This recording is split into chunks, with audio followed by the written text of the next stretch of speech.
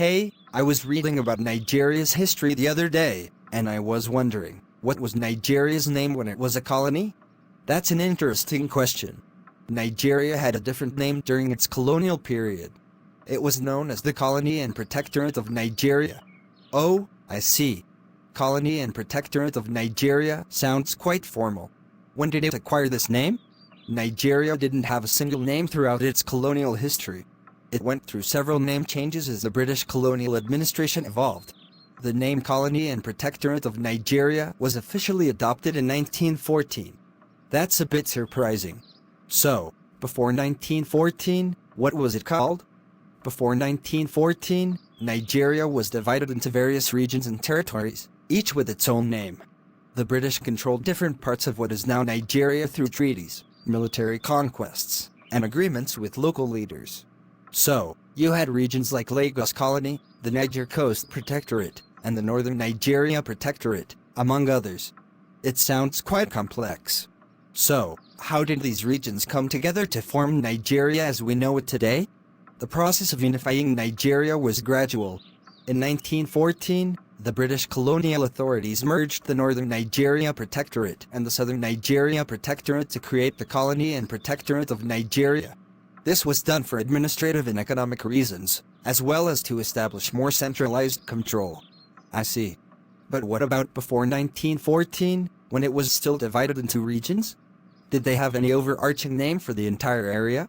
Before the official unification in 1914, there was no single name that encompassed the entire territory that is now Nigeria. Different parts were administered separately, and they had their own distinct identities and names. It was really the colonial administration that imposed a unified name and structure. That makes sense. So, once Nigeria became the Colony and Protectorate of Nigeria in 1914, did it remain that way until it gained independence? No, it didn't. The name Colony and Protectorate of Nigeria persisted until 1954 when it was restructured into three regions, Northern, Western, and Eastern Nigeria. These regions had a degree of self-governance, but the country as a whole was still under British colonial rule. So, the name changed again in 1954. What happened after that? Well, Nigeria continued on its path towards self-governance. In 1960, it gained independence from British colonial rule and became the Federation of Nigeria. The Federation of Nigeria consisted of the same three regions, but with more autonomy and control over their internal affairs. Independence is a significant milestone. Did the name change again after independence? Yes, it did.